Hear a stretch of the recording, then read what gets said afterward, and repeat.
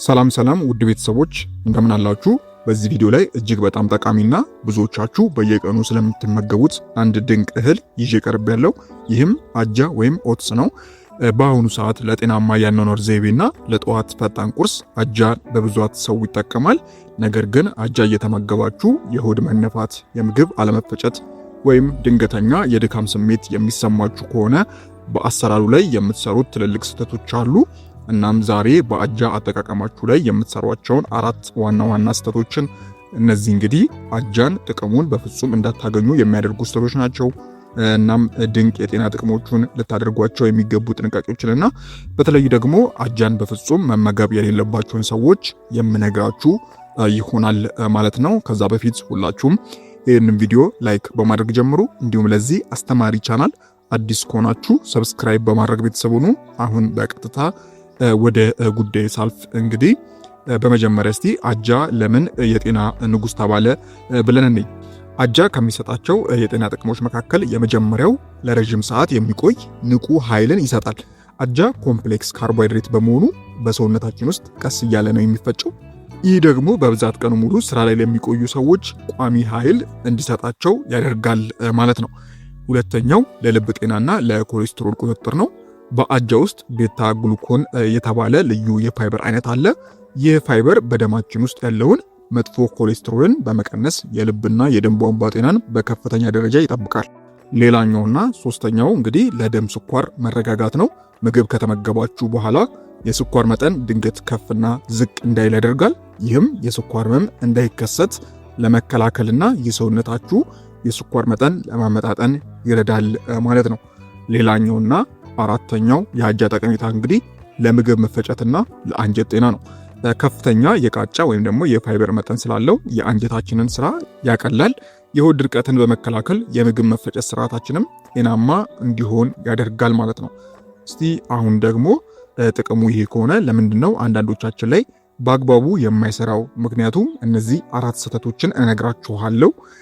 እንግዲህ የመጀመሪያው ስህተት ኢንስታንት ወይም ደግሞ የተቀነባበረ አጃ መምረጥ ነው። ብዙዎቻችሁ ቶሎ የሚበስለውን በፓኬት የታሸገውንና በጣም የተፈጨውን አጃ ትገዛላችሁ። ይህ ስህተት ነው። ኢንስታንት አጃዎች በፋብሪካ ውስጥ ብዙ ስለሚቀነባበሩ ቃጫነታቸው ወይም ደግሞ ፋይበርነታቸው ይጠፋል። ከዛ ልክ እንደ ነጭ ዱቄት ነው ቶሎ ወደ ስኳርነት የሚቀየሩት። ስለዚህ ሁልጊዜም ሮልድ ኦትስ ወይም ደግሞ ስቲል ከት ኦትስ የተባሉ ሙሉ አጃዎችን መግዛት የሚኖርባችሁ ማለት ነው። ሌላኛውና ሁለተኛው ነጭ ስኳር በብዛት መጨመር ነው። የአጃ ተፈጥሯዊ ጣዕም ስላለመድን ነጭ ስኳር ወይም ጣፋጭ ሰራሽ ማሮቹን በብዛት ይጨመርበታል። ይህ ስታደርጉ እንግዲህ አጃ ከጤናማ ምግብነት ወደ ጣፋጭ ዴዘርትነት ይቀየራል። ይህም የአጃውን ተፈጥሯዊ የጤና ጥቅም ያጠፋዋል ማለት ነው። ስለዚህ በስኳር ፈንታ ጥቂት ፍራፍሬዎችን እንደ ሙዝ፣ ቴምር ወይም ዘቢብ ልትጠቀሙ ይመረጣል ማለት ነው። በፍጹም ስኳርና ሌሎች ጣፋጭ ነገሮችን መደባለቅ የለባችሁ ማለት ነው። ሌላኛውና ሶስተኛው ስህተት እንግዲህ የፕሮቲንና የጤናማ ስብ እጥረት ነው። አጃን በውሃ ብቻ ቀቅላችሁ ስትበሉ ሙሉ የአልሚ ምግብ ጥቅሙን አታገኙትም። ይህም ደግሞ ከበላችሁ ከጥቂት ሰዓታት በኋላ የድካም ስሜት ሊያመጣ ይችላል። አጃው ላይ ተጨማሪ አልሚ ነገር መጨመር አለባችሁ። ለምሳሌ በወተት ማብሰል ኦቾሎኒ ወይም ደግሞ የለውዝ ቅቤ መጨመር ወይም የተልባና የቺያ ፍሬዎችን መነስነስ ምግቡን የተሟላ ያደርገዋል ማለት ነው።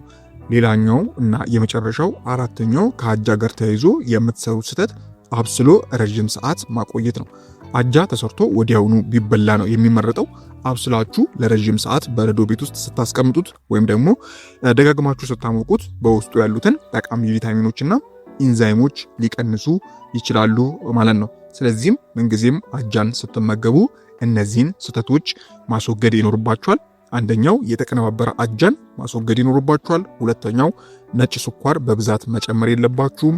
ሶስተኛው የፕሮቲንና የጤናማ ስብ እጥረት ስለሚከሰት በውሃ ብቻ ቀቅላችሁ መመገብ የለባችሁ ማለት ነው። ሌላው አብስላችሁ ረጅም ሰዓት ማቆየት የለባችሁ ማለት ነው። ስለዚህ አጃ ላይ እነዚህን 4 ስህተቶች የምታስተካክሉ ከሆነ ሙሉ ጥቅሙን እንድታገኙና በጥቂት ጊዜ ውስጥ አሪፍ ለውጥ እንድታገኙ ያደርጋችኋል ማለት ነው። አሁን እስቲ መደረግ ያለባቸውን ጥንቃቄዎች እንመልከት። የመጀመሪያው በቂ ውሃ መጠጣት ነው። አጃ ከፍተኛ ፋይበር ስላለው በሰውነታችን ውስጥ ያለውን ውሃ ይመጣል። ስለዚህ አጃ ከበላችሁ በኋላ በቂ ውሃ ካልጠጣችሁ የሆድ ድርቀት ወይም የሆድ መነፋት ሊያጋጥማችሁ ይችላል ማለት ነው። ሌላው ቀስ በቀስ መጀመር ነው። ከዚህ በፊት አጃ በብዛት የማትመገቡ ከሆነ በአንዴ በትልቅ ሳህን አትጀምሩ። ሆዳችሁን፣ አንጀታችሁን እንዲለምደው በጥቂቱ እየበላችሁ መጠኑን በሂደት ነው መጨመር ያለባችሁ እንጂ በአንዴ በብዛት መመገብ የለባችሁም ማለት ነው። እስቲ አሁን ደግሞ አጃን በፍጹም መጠቀም የሌለባቸውን ሰዎች እንግዲህ አጃ ለሁሉም ሰው እኩል አይስማማም። አንዳንድ ሰዎች አጃን ሲመገቡ ጥንቃቄ ማድረግ ወይም ደግሞ በፍጹም መተው አለባቸው። የመጀመሪያው የግሉተን አለርጂ ያለባቸው ሰዎች ናቸው። አጃ በተፈጥሮ ግሉተን የለውም። ነገር ግን አጃ በሚመረትባቸውና በሚታሸግባቸው ፋብሪካዎች ውስጥ ስንዴና ገብስም አብረው ስለሚመረቱ የግሉተን ንክኪ ይኖረዋል። ስለዚህ የግሉተን አለርጂ ያለባቸው ሰዎች ግሉተን ፍሪ የሚል ማረጋገጫ የተጻፈበት ብቻ መምረጥ ይኖርባችኋል ማለት ነው፣ አጃውን ስትገዙ ማለት ነው። ስለዚህ የግሉተን አለርጂ ካለባችሁ ያለበዚያ ግሉተን ፍሪ ካልሆነ በስተቀር መመገብ የለባችሁ ማለት ነው። ሌላው ከባድ የአንጀትና የምግብ መፈጨት ችግር ያለባችሁ ሰዎች ናቸው። ለምሳሌ IBS የተባለው ወይም ደግሞ ኢሪቴብል ቦል ሲንድሮም ያለባችሁ ወይም ከባድ የሆድ እብጠት ያለባችሁ ሰዎች የአጃው ጥቅጥቅ ያለ ፋይበር ለአንጀታችሁ ሊከብድ ስለሚችል ህመሙን ሊቀሰቀስባችሁ ይችላል ማለት ነው። በዚህም አጃን መመገብ የለባችሁ ማለት ነው። የመጨረሻውና ሶስተኛው የኩላሊት ህመም ያለባችሁ ሰዎች ናቸው። አጃ በውስጡ ፎስፎረስ አለው። ከባድ የኩላሊት ህመም ኖሮባቸው በሐኪም ፎስፎረስ እንዲቀንሱ የተነገራችሁ ሰዎች መጠኑን መገደብ ይኖርባችኋል ማለት ነው። ያው እንግዲህ የኩላሊት ህመም ሙሉ ለሙሉ ማቆም አይኖርባችሁም፣ ግን ደግሞ ከሐኪማችሁ ጋር ተማክራችሁ መጠኑን መገደብ አስፈላጊ ነው ማለት ነው። እንግዲህ ውድ ተመልካቾቼ አጃ እጅግ ድንቅ ምግብ ነው። ነገር ግን ጥቅሙን የምናገኘው በትክክለኛው መንገድና ለሰውነታችን በሚስማማ መልኩ ስንጠቀምበት ብቻ ነው።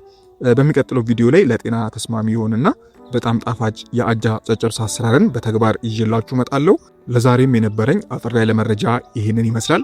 ከዚህ ጋር ተያይዞ ማንኛውም ሐሳብ፣ አስተያየት እንዲሁም ጥያቄ ካላችሁ በታች በኮሜንት ማስፈሪያው ላይ ማስቀመጥ የምትችሉ ይሆናል ማለት ነው። ይህንን ቪዲዮ ላይክ እና ሼር በማድረግ ሌሎችንም አስተምሩላችኋለሁ። እንዲሁም ቻናሌን ሰብስክራይብ ካላደረጋችሁ ሰብስክራይብ ማድረግ እንዳይረሳ።